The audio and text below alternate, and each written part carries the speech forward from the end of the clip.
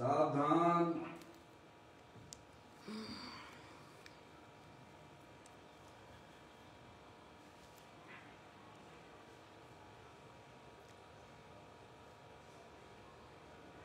अपने चंचल मन को एवं चंचल उपयोग को स्थिर करने के लिए जिनवाणी माता के माध्यम से अपनी वर्तमान ज्ञान की पर्याय में अग्रेषित ही हुई है। कॉल मिलने सम्यक भेद ज्ञान उत्पन्न करते हुए शरीर और शरीर से भिन्न जितने भी चेतन अचेतन पदार्थ हैं उनका मुझ भगवान आत्मा से किसी प्रकार का कोई संबंध नहीं है। आपने जिस व्यक्ति को कॉल किया है उन्होंने इस प्रकार से सम्यक भेद ज्ञान पूर्वक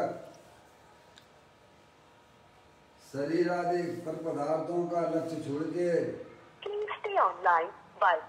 अंदर में जो अखंड ज्ञान ज्योति स्वरूप भगवान आत्मा है उसमें ही अपनी वर्तमान पर्याय को संबंध जोड़ते हुए मेरा ये भगवान आत्मा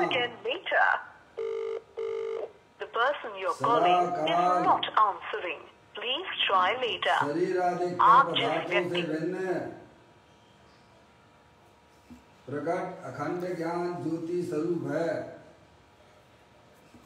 ऐसा अपने आप को जानो और ऐसा ही अनुभव करो कि वर्तमान में मेरा ये भगवान आत्मा शरीर आदि पर पदार्थों से भिन्न प्रकट अखंड ज्ञान ज्योति स्वरूप है।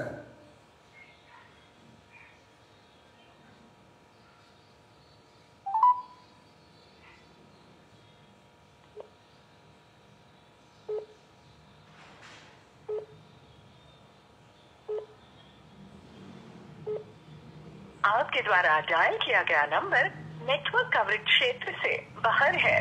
कृपया कुछ समय पश्चात ब्रिज एरिया। इसी प्रकार से संसार अवस्था में आत्मा की पर्याय में जो विविध प्रकार के पुण्य पाप के परिणाम होते हैं वे समस्त भाव पर के लक्ष्य से उत्पन्न होने वाले हैं। ये हमारे आत्मा का स्वभाव नहीं है। ऐसे समस्त रागादिक परिणामों में एकत्व बुद्धि, ममत्व बुद्धि, कर्तृत्व बुद्धि, भोक्तृत्व बुद्धि तथा उन रागादिक परिणामों की ज्ञाता बुद्धि को भी छोड़ते हुए अखंड ज्ञान ज्योति स्वरूप भगवान आत्मा है जो कि पूर्ण निराकुलता स्वरूप वाला है, सुख शांति का भंडार है। ऐसे ज्ञायक रूप परमात्मा में शरीर रागादिक का लक्ष्य छोड़ के मैं तो ज्ञानानंद मूर्ति भगवान आत्मा हूँ ऐसा अपने आप को जानो और ऐसा ही अनुभव करो कि मैं तो तीनों काल शरीर रागादिक से भिन्न ज्ञानानंद मूर्ति भगवान आत्मा हूँ।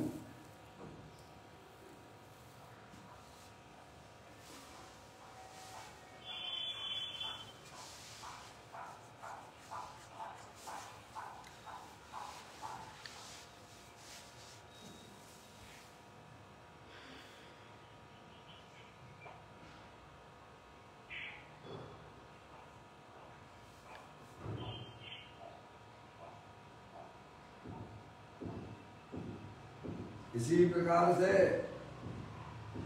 संसार अवस्था में आत्मा की पर्याय में जो पर के लक्ष्य से होने वाला ज्ञान है, वह परलक्षी ज्ञान भी हमारे आत्मा का स्वभाव नहीं है। वह तो इंद्रिय जनित ज्ञान है, वह खंड खंड ज्ञान है, वह हमारे आत्मा का स्वभाव नहीं है। इस प्रकार शरीर, रागादिक परिणतियां और खंड खंड ज्ञान की पर्याय से भी भिन्न मैं तो तीनों काल अखंड ज्ञान ज्योति स्वरूप भगवान आत्मा हूँ। ऐसा अपने आप को जानो और ऐसा ही अनुभव करो कि मैं तो तीनों काल अखंड ज्ञान ज्योति स्वरूप भगवान आत्मा हूँ।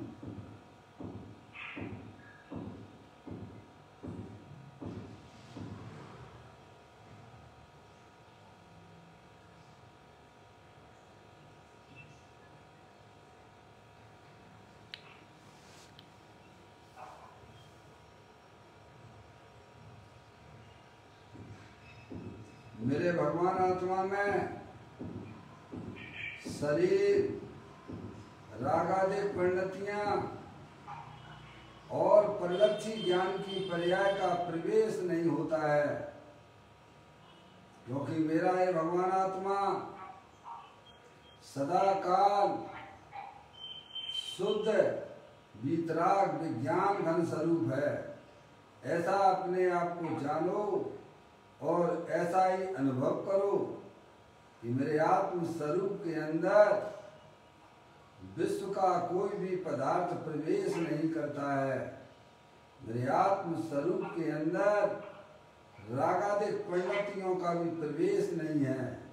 मेरे आत्म स्वरूप के अंदर परलक्षी ज्ञान की पर्याय का भी प्रवेश नहीं है, क्योंकि मैं तो तीनों काल शुद्ध वीतराग विज्ञान घन स्वरूप भगवान आत्मा हूँ। ऐसा अपने आप को जानो और ऐसा ही अनुभव करो।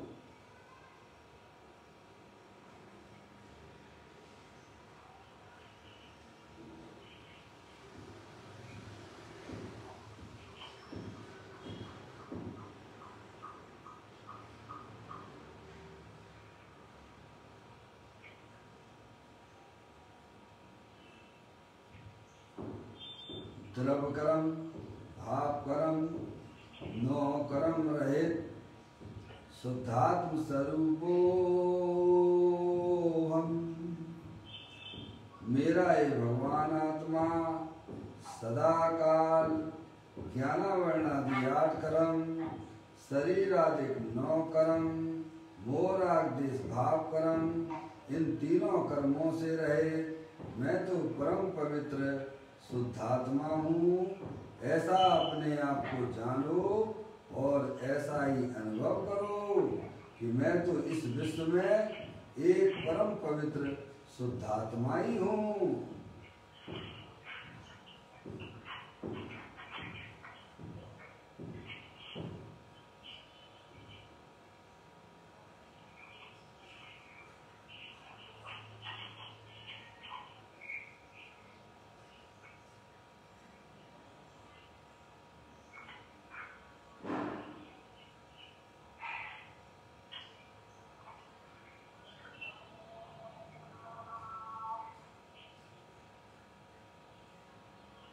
ओम नमः सिद्धेभ्या।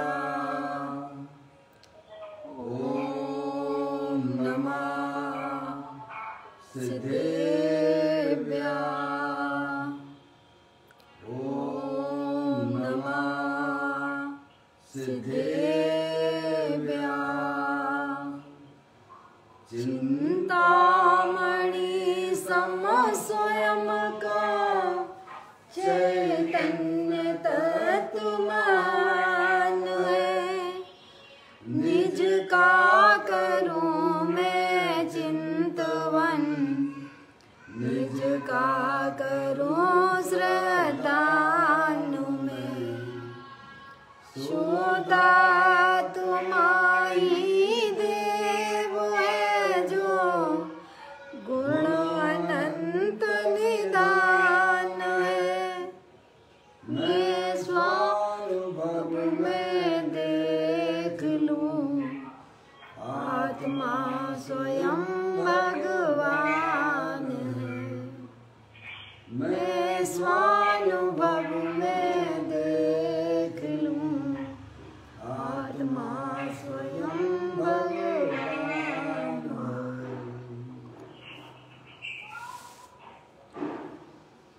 द्रव दृष्टि जनेश्वर और पर्याय दृष्टि जनेश्वर की चर्चा महान ग्रंथ के माध्यम से हम और आप इसका यहाँ पर स्वाध्याय कर रहे हैं। पुस्तक को आप निकाल लीजिएगा।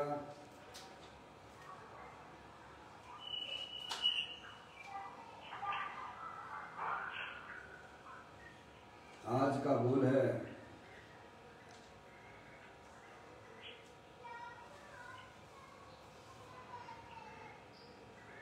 748वें नंबर का बोल है, पेज नंबर 172 पर यह चर्चा अपन पढ़ते हैं। देखो ना, प्रति क्षण मृत्यु की ओर जा रहा है।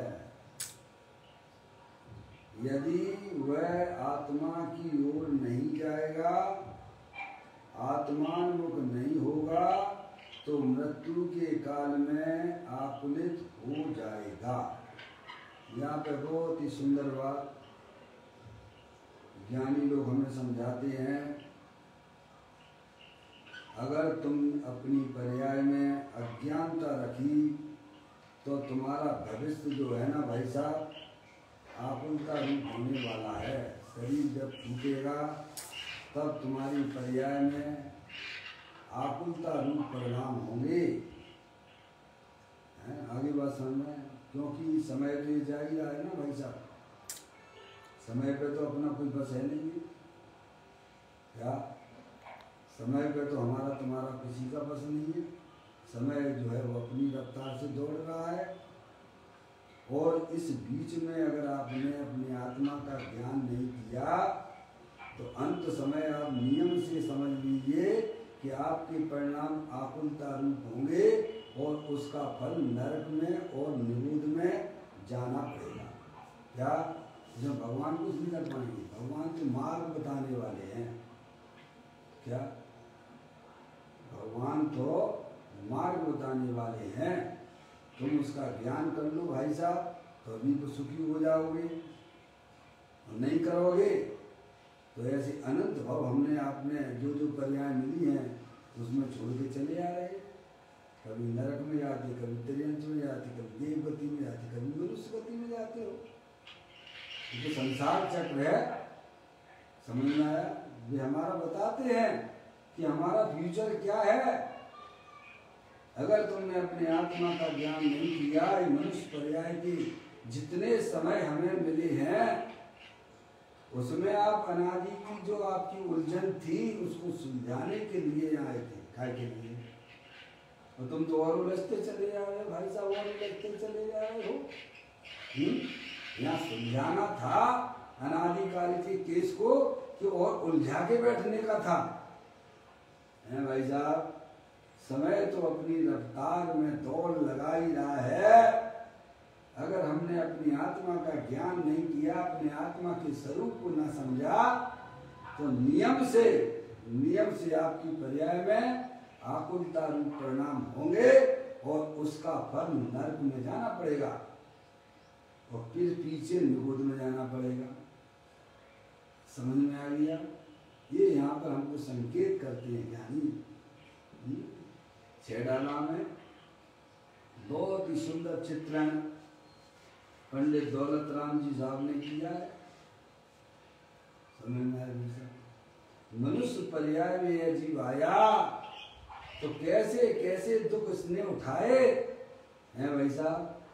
जननी उदर भयो मधुमास, अंग संकुच ते पायो त्रास, निकसत पूर्ण दुख पाए घोर, तिनको कहत न आवे और। कहाँ से आ रहे हैं भाई साहब? कहीं से तो आ ही रहे होगे ना। ये अनादि काल का सफर है ये केवल इतना ही नहीं है कि भाई साहब मनुष्य पर्याय में जाके तुम्हारा खेल खत्म हो जाएगा। समझ में आगे नहीं आए? कहाँ से आ रहे हो भाई? हम और आप कहाँ से आ रहे हैं भाई साहब? ये चार गतियों में भ्रमण करते करते करते करते करते करते करते इस मनुष्य पर्याय में यह जीव आया है। जननी उधर भयो नवमास, कितने? 9 महीने अपने माता के पेट में। अंग सचते पाई त्रास। कैसे रहा भाई साहब? ये बातें हमारे आपसे कोई छुपी हुई बातें हैं क्या? ये क्या हम आप नहीं जानते हैं क्या? बोलिएगा आप। बोलिए आप, समझिएगा। क्या हमारा आत्मा भाई साहब मनुष्य पर्याय में आया तो एकदम इतना बड़ा हो गया क्या? पहले माँ के पेट में आया ना। कैसे कैसे उसके दुख उसने उठाए हैं? कौन ने? मेरे जीवन स्वयं उठाते चले आ रहे। भाई साहब को खबर नहीं है, ज्ञानी हमें समझाते हैं भाई साहब। उल्टे लटके रहते थे, माँ चिलपरा खाती थी तो तुम्हारी आंखों में भी उड़ जाता था। कैसी तड़पण होती है? अभी आप थोड़ा बाहर निकल जाओ, आंख में थोड़ा सा भी कण आ जाए भाई साहब तो क्या तकलीफ होती है? माँ चटपटा खाए तो बच्चा भी पूरा लाल हो जाता है। बातें हमारे सामने छुपी हुई बातें हैं क्या? समझ लेने आप। समुचित रूप से रहता था बिल्कुल भाई साहब। कैसे कैसे आप तो बयान ही बैठ सकते हो आप 1 घंटा। क्या समय है? 9 महीने तक आपने निकाले। तो ज्ञानी कहते उनके दुखों का वर्णन लाखों जिज्ञाओं से भी नहीं किया जा सकता है। पर हम सब भूल गए ना। क्या भाई साहब हैं? क्या वे दुख नहीं उठाए थे? आपके भूलने का मतलब ये नहीं है क्या वे दुख हमारे साथ नहीं बीते हैं क्या? सही बात है। ये तो हकीकत है ना। कहती हैं जननी उधर बसो नवमास, अंग संकुचिते पाई त्रास, निकसत जे दुख पाए घोर, तिनको कहत न आवे और। है भाई साहब कैसे कैसे उसने 9 महीने तक गर्भ के दुख उठाए और भाई साहब फिर जो है उसका जन्म हुआ। उधर से गर्भावस्था से भाई बाहर निकला। कितने दुख भाई साहब सुनने में भी कैसे शरीर कांप जाता है। भूल गए सब। कभी कभी ऐसे दुख होते हैं कि पुत्र और माँ दोनों ही मर जाते हैं। इतने आकुलित हो जाते हैं। समझ में आया भाई साहब? है आगे बात समझ में। वो समय भी हमने निकाल ही लिया भाई साहब।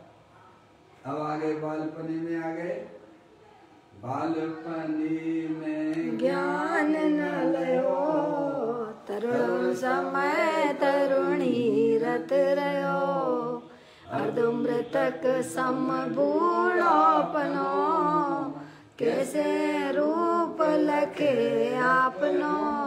क्या भाई साहब दुख आपने उठाए 9 महीने तक? मैं भूल गए हैं। अब बालक अवस्था आ गई भाई साहब। बोल नहीं पा रहे। बुद्धि इतनी कमजोर रहती है बालकों की। समझ में आया भाई साहब? उन्हें कुछ हित रहता ही नहीं। बालपने में ज्ञान न लयो, इतना उनका चेहरा नहीं होता है। मंद बुद्धि वाले रहते हैं।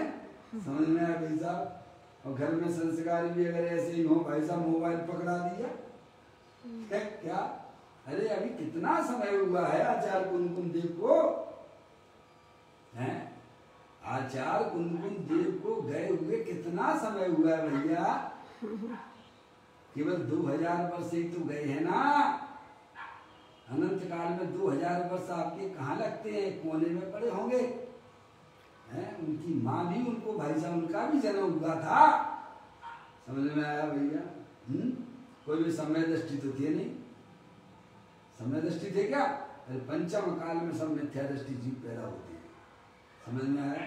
पर उनके घर के संस्कार, उनकी माँ के जो संस्कार हैं शुद्धोसी बुद्धोसी निरंजनोसी है। क्या सुनाती थी पल्ले में? बोलिए भाई साहब। चेतन है तू ध्रुव गायक है तू। बोलिएगा, सोचिएगा। चेतन है आज माँ क्या सुनाती है? गायक आज माँ क्या सुनाती है? वो तो कमजोर बुद्धि वाला है ना भी। आप जैसे उसमें संस्कार डालोगे भाई साहब वैसा ही आप फल प्राप्त करने वाले हो।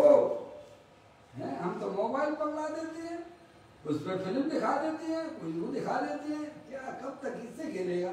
तभी तो हम जाते हैं ट्रेनों के अंदर जब सफर करते हैं भाई, तो मैं देखता हूँ भाई साहब 7-7 8-8 9 महीने के बच्चे बालक 1-1 साल के भाई साहब मोबाइल पकड़े रहते हैं। छोटे तो छोटे, बड़े तो बड़े, सब एक ही थाली में बैठ गए हैं भाई साहब। अगर उसका मोबाइल छीनो तो उसको तकलीफ हो जाती है, रोने लगता है। तो इसमें दोष किसका है? बालक का है कि उन माता पिता का है? बालक को तो ज्ञान नहीं है, अनादिकाल का ज्ञानी जीव है। समझ में? आप जैसे अपने बालकों में संस्कार डालेंगे वैसे आपके सामने प्रकट होने वाले हैं। समझ में आया? पद्मनंदी आचार्य देव हमें समझाते हैं कि जो अपने बच्चों को सत्य के संस्कार नहीं दिलवाते हैं भाई साहब, वे माता पिता उनके शत्रु है, साथ में अन्याय कर रहे हैं, अन्याय करती हैं, शत्रु है वे। क्योंकि वह तो बेचारा दूसरी गति से आया था आपके यहाँ पर, इतना पुण्य लेके आया था, और आपने किस में लगा दिया भाई साहब? इसे वो में लगा दिया।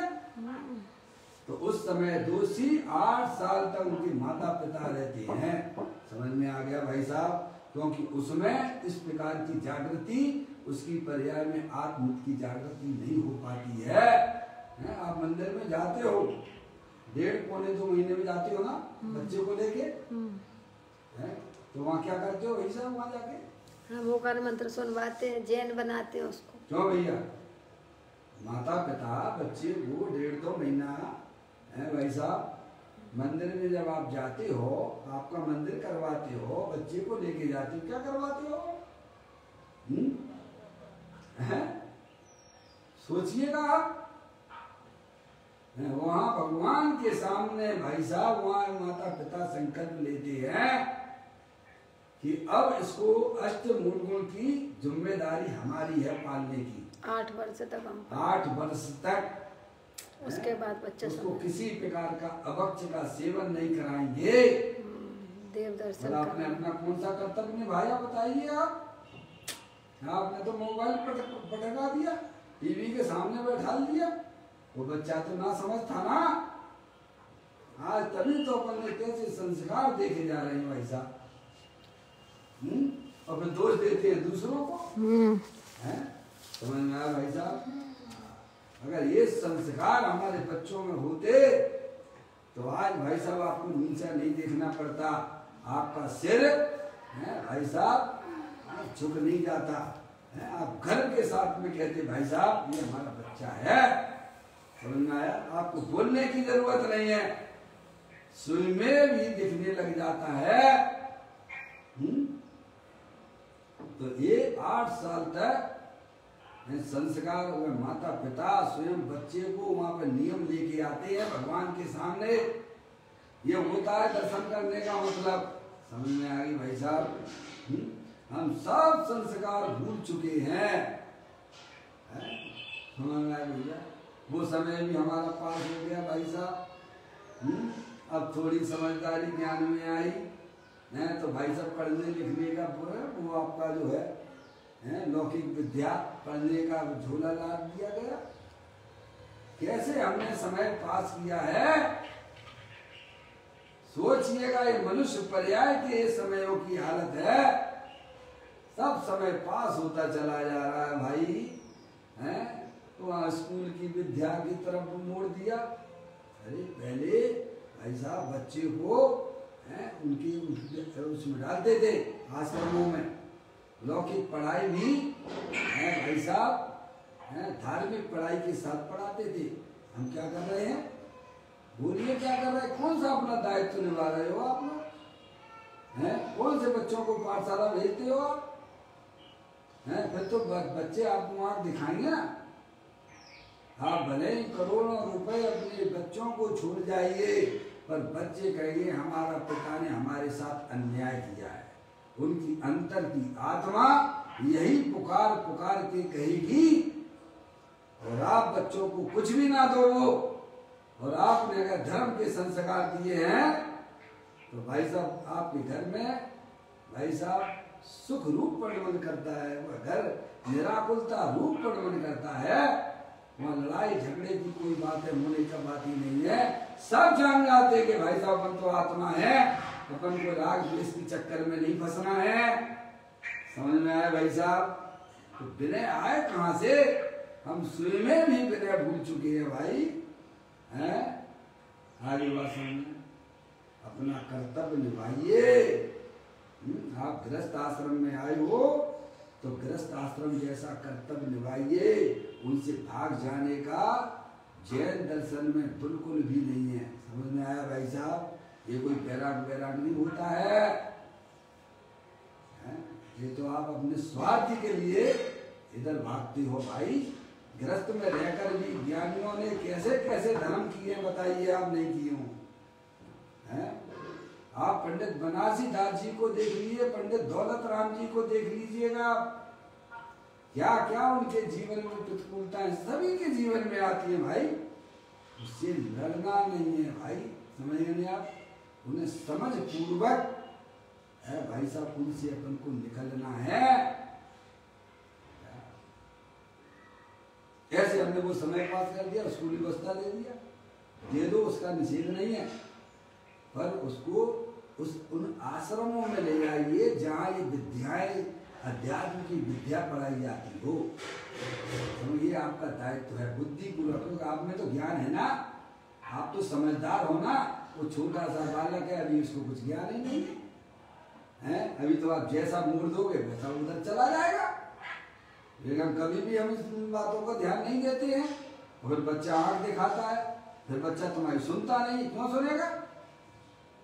समझेंगे आप? तो वो समय स्कूल की विद्या में लगा दिया भाई साहब। धर्म का बिल्कुल संस्कार नहीं। आज पाठशाला जाते नहीं हमारे बच्चे, भेजते ही नहीं हम उनको, हैं? बस मोबाइल पकड़ा दिया और तुमने उसको जा रहा होगा कैसे में, जा रहा होगा तेज गति में, है तो चले आएगा नरक में जाके। और कहाँ है? तुमने क्या किया उसके साथ में? मित्रता निभाई है कि दुश्मनी निभाई है तुमने अपने बच्चों के साथ में? हैं बताइए आप। अपना कोई दायित्व नहीं निभा रहे आप। तो कहते भाई साहब स्कूल की पढ़ाई में लगा दिया, और स्कूल में गया तो भाई साहब वहाँ कंपटीशन चल रहा है, एक दूसरे को देखो भाई साहब आगे बढ़ने की, तो उसकी भावना तो फिर वैसी होगी ना। और फिर कपड़ों का चुनाव, फिर खाने पीने की देखो कैसी कैसे में खाना पीना, चाहे कुछ खा रहा, क्या हो रहा है ये? समझ लिया? वहाँ बच्चा चला गया तो वो चाट खाएगा, क्योंकि खुद के घर के संस्कार नहीं है, खुद घर में काम करते नहीं हो। समझ लिया? तो बच्चे क्या सीखेंगे? सबसे पहली पाठशाला होती है बच्चे की, वह घर होता है। समझ लिया? फिर वह बच्चा भाई साहब जैसे कैसे वहाँ टाइम पास किया है, फिर उन लोगों को देखेगा भाई साहब, और उन लोगों की पढ़ाई और आगे बढ़ने की कोशिश में चला जाता है? और गंदे गंदे कपड़े पहनने लग जाते हैं आजकल लड़कियां। समझ में आया? ये सब तेज गति में जाने वाली है। मैं नहीं कहता हूँ, न्याय बोलता है, सिद्धांत बोलता है। जो अपने शरीर को दिखाने की चेष्टा करता है, जो कम वस्त्र पहनता है, वो नियम से तेज गति में जाने वाला है और नरक में जाने वाला है। क्या भाई? जैसी आपकी भावना और वैसी ही आपको गति मिल जाएगी। समझ में आया भाई साहब? आपको अपना शरीर दिखाने का है ना, तो आप नियम से नरक में जा रहे हो और नियम से तेज गति में जा रहे हो, क्योंकि वहाँ वस्त्रों की कोई व्यवस्था ही नहीं है। दिखाओ भैया, चलो हटा, पड़े रहिए वहीं पर। समझ में आया भाई साहब? हम पूरी सभ्यता सदाचार भूल चुकी है। अंदर में आत्मा की संस्कार न होने से भाई साहब सब कुछ भूल गए, तभी तो दुखी बने रहते हो ना भाई। ज्ञानी हमें समझाते हैं भाई साहब ये समय तो पास हो ही रहा है, तुम क्या कर रहे हो, तुमने क्या किया है बताओ। समय तो अपनी रफ्तार से दौड़ लगा ही रहा है, तुमने अपने आत्मा में संस्कार डाले, कैसे डाले हैं। जो आप अपनी आत्मा में संस्कार डालोगे भाई साहब, जैसा बीज डालोगे ना जय भैया, वही खाओगे कि दूसरा खा लोगे जाके, वही खाएंगे। अरे बोलो हैं? अरे आप जैसा बीज डालोगे वही पेड़ आएगा कि दूसरा आ जाएगा हैं? हमने विषय भोगों के संस्कार अपनी आत्मा में डाले हैं, तो अंत समय में भाई साहब बेयाकुलता रूप परिणाम हमारी पर्याय में आने वाली है। किसी भगवान से नहीं पूछना, भगवान सुनने भी कहते हैं क्या, अपनी आत्मा में संस्कार सत्स्वरूप के डालो। ये समय तो अपनी रफ्तार से जा ही रहा है।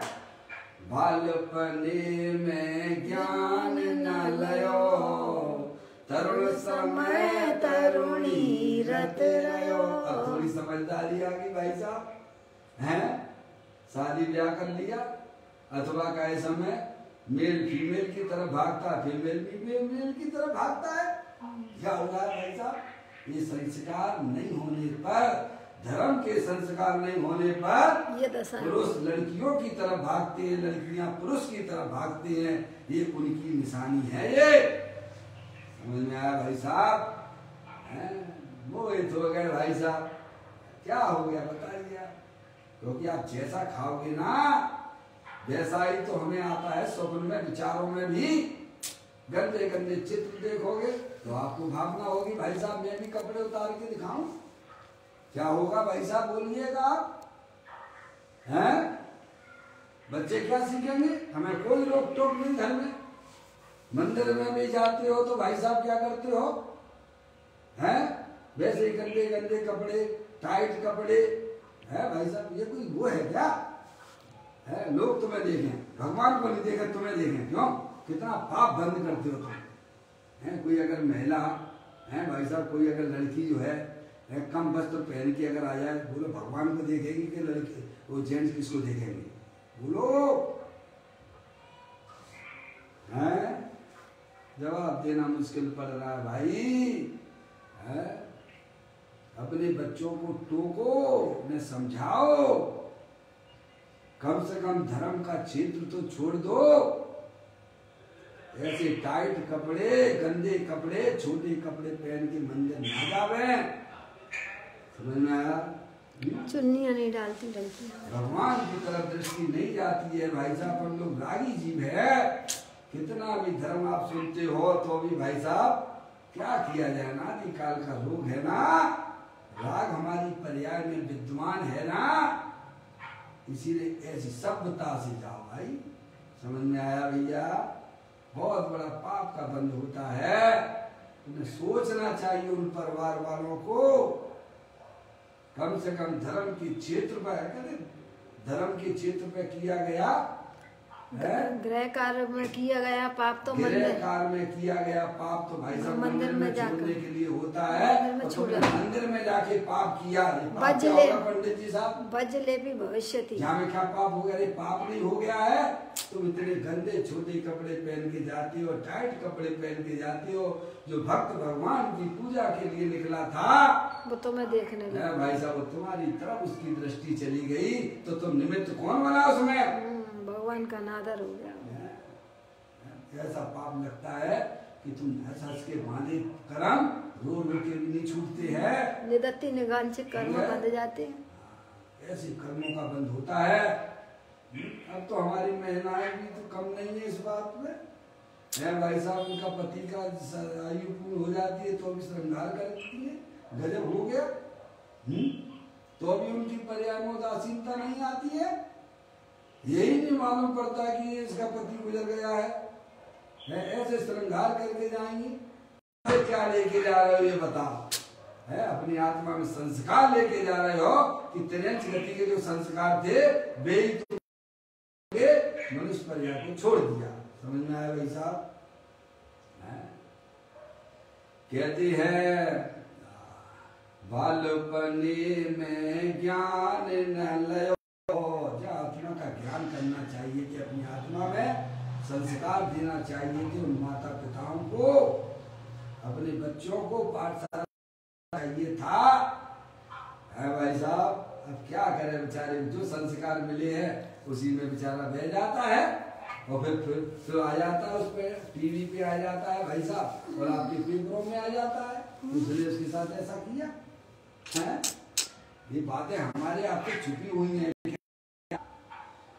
अभी जबलपुर की घटना तो बता रहे कि 12 साल की लड़की के साथ उसके पिता ने नशा की दवाई देकर क्या किया जाए भाई, क्या माहौल हो रहा है। सब एक नहीं है, सब घर घर में कहानियां अधिकांश हो रही हैं अज्ञानी जीवों के। समझ गए आप भाई साहब, अनादि काल का यह अज्ञानी जीव विषयों की आदि में रह रहा था, या थोड़ा सुलझने का मौका आया था और वहां भी जाके इसने मार्ग पे चला गया भाई। जिनेंद्र का शासन मिलने पर भी गलत बालपने में ज्ञान न लयो, तरुण समय तरुणी रत रयो, अर्धुन तक सम बूढ़ापनो, कैसे रूप लखे अपनो। भाई साहब और थोड़ा उम्र बढ़ती गई है भाई साहब, अर्धुन तक सम आ गया, 40 साल की उम्र हो गई भाई साहब।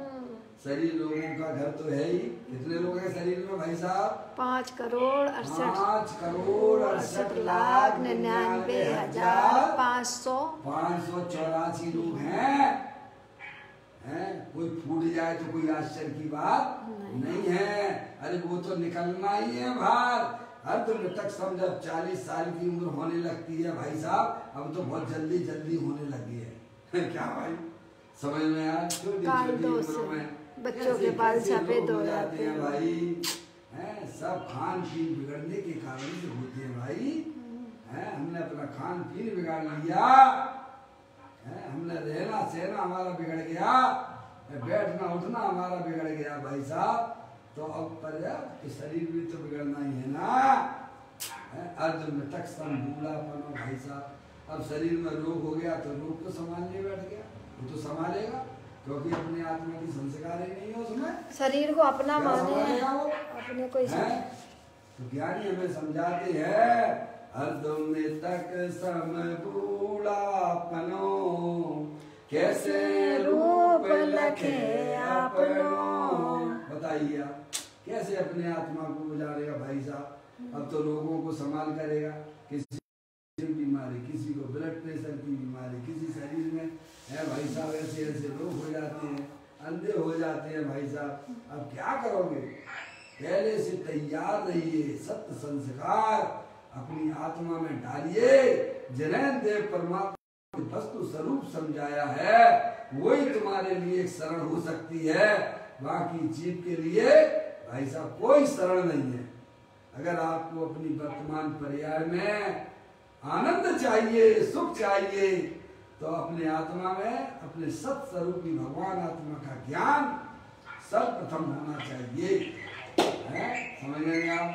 नहीं तो भाई साहब देखो इस समय तो पास होता ही जा रहा है, इस पे हमारा कोई जोर नहीं है, कोई जोर नहीं है। थोड़ा मोबाइल में आवाज आने लगी है, थोड़ा देखें, म्यूट कर लीजिए, म्यूट कर लीजिए भाई।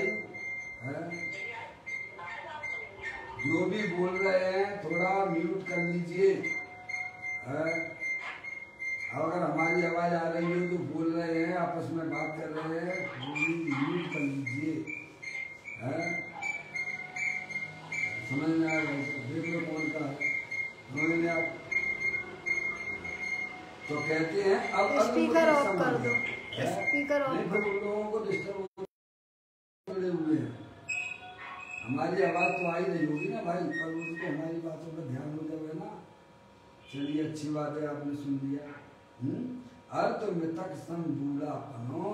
देखो भाई साहब शरीर तो अपनी रफ्तार से चलेगा, समय अपनी रफ्तार से चलेगा, उसमें हमारा कोई जोर नहीं है। हाँ अपनी आत्मा का ज्ञान करने में आपको बिल्कुल स्वतंत्र हुआ, उसको ना तो कर्मों की अपेक्षा है न शरीर की कोई अपेक्षा है। भाई साहब आप हर समय तैयार हो जा सकते हो, पर पूर्व में आपने अगर संस्कार डाले होंगे तो उन संस्कारों को आगे आप बढ़ा पाओगे। अगर आपने पूर्व में अपनी आत्मा को समझने के संस्कार नहीं डाले हैं तो भाई साहब नियम से आपकी हमारी पर्याय में आकुलता रूप परिणाम होंगे ही होंगे, क्योंकि उनसे हमने जो सुख माना है ना, है बीमारियां हो रही हैं, नाना प्रकार की बीमारियां हो रही हैं भाई साहब, हैं निरंतर भयभीति को पूरा विश्व कोरोना से डर रहा है। कैसे डर रहा है? कोरोना वायरस से डरता है, समझिएगा। इसे जितना विश्वास कोरोना वायरस पर है, अगर उतना विश्वास इसे अपनी कर्मों के ऊपर भी हो जाए तो आत्मा की पर्याय में भाई साहब निराकुलता हो जाएगी, है? पर उसे ना तो आत्मा का विश्वास है भाई साहब, ना अपने साथ में जो कार्यक्रम है उनका भी उसे पता नहीं है, समझ रहे? कोरोना कोरोना कोरोना चिल्लाता रहता है, समझ रहे? समझ जे देखो ते कोरोना कोरोना कोरोना कोरोना। अरे अपनी आत्मा को जानो, कोरोना जैसा वायरस तुम्हारी आत्मा में कभी घुस नहीं सकता है। ऐसी पावरफुल भगवान आत्मा हो तुम, शुद्ध विज्ञान घन स्वरूप हो। अरे ज्ञानी कहते हैं कि राग की पर्याय भी तेरे आत्मा के अंदर प्रवेश नहीं कर सकती है। ऐसा तू बनाया रेडीमेड प्रकृति की तरफ से गिफ्ट तुझे मिली है। अज्ञानता से दुखी हो रहा है, ज्ञान करो, तत्व के संस्कार हो, जाना तो पड़ेगा। शरीर कोई हमारी बापोती नहीं है, शरीर पे हमारा कोई बस नहीं है। सत्य ज्ञान करने का भाई साहब एक एजेंडा अपने ले लीजिए कि इस विश्व की व्यवस्था कैसी है, मुझे तो बस यही समझना है, वो ही तुम्हें एक शरण हो सकती है। बाकी तो भाई साहब अनादि काल से हमारा आत्मा पर का लक्ष्य कर करके कितने भी संयोग अनुकूल आपके सामने पड़े हों तो भी अज्ञानता में उसे कोई नहीं मेट सकता है, बस उसे आप मेट सकते हो। कौन मेट सकता है? स्वयं अगर जीव पुरुषार्थ कर ले कि भाई साहब मैं तो अनादि अनंत रहने वाला आत्मा हूँ, मुझे वर्तमान मनुष्य पर्याय के उसमें लबड़े झगड़े में नहीं पड़ना है। क्या कहा भाई साहब? इतनी हिम्मत हो आपके पास में, लाना पड़ेगी।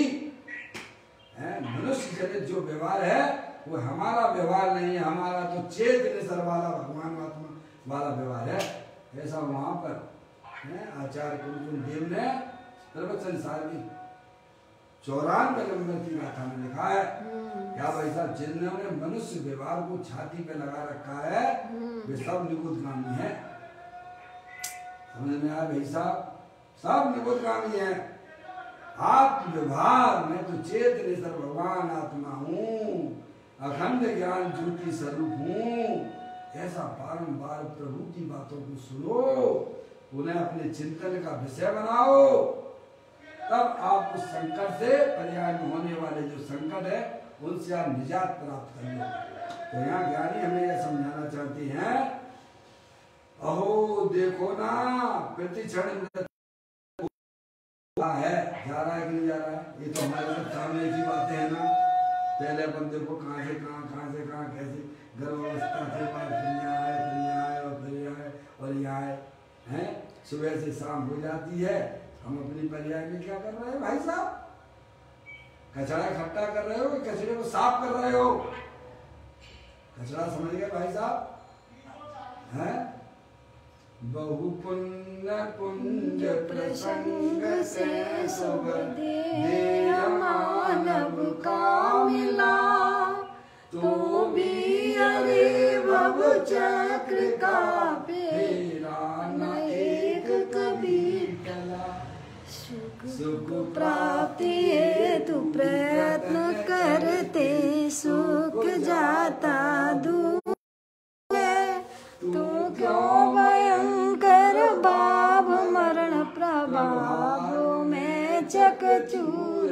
पर्याय भी मिली तो भी हमारा लक्ष्य और द्रव की तरफ रहा भाई साहब। पर्याय में शांति नहीं मिल सकती है। आत्मा के लक्ष्य के बिना किसी को न शांति मिली है और न मिलेगी। इसीलिए ज्ञानी हमें समझाते हैं कि आपकी जो दौड़ है, देखिए और देखो ना प्रति क्षण मृत्यु की ओर जा रहा है। कहाँ जा रहे हैं भाई साहब?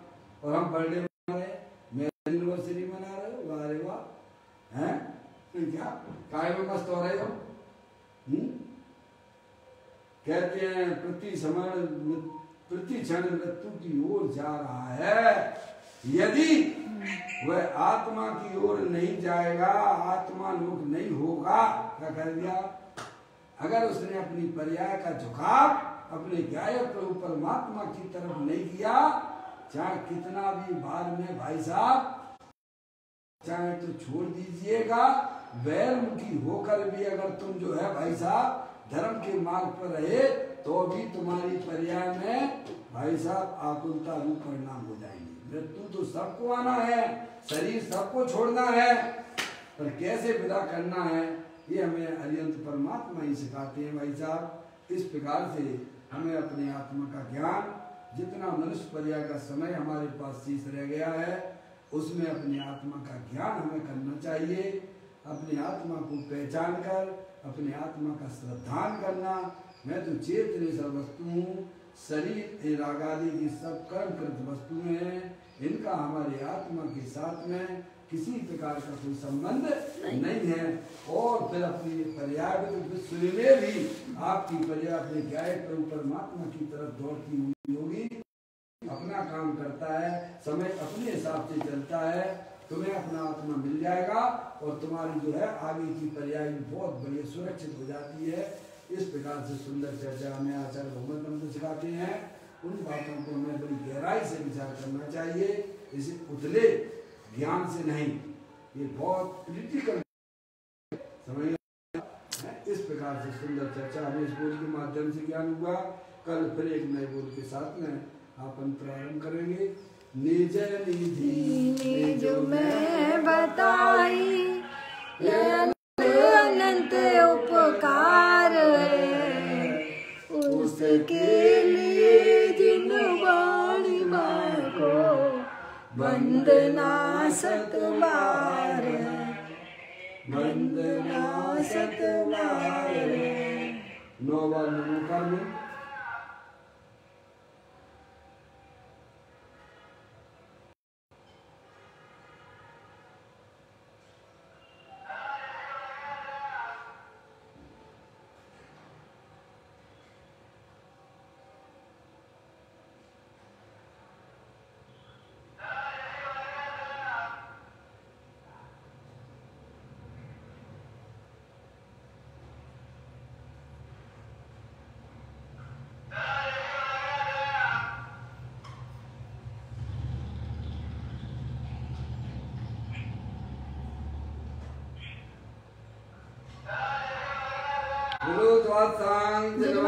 माता की जय।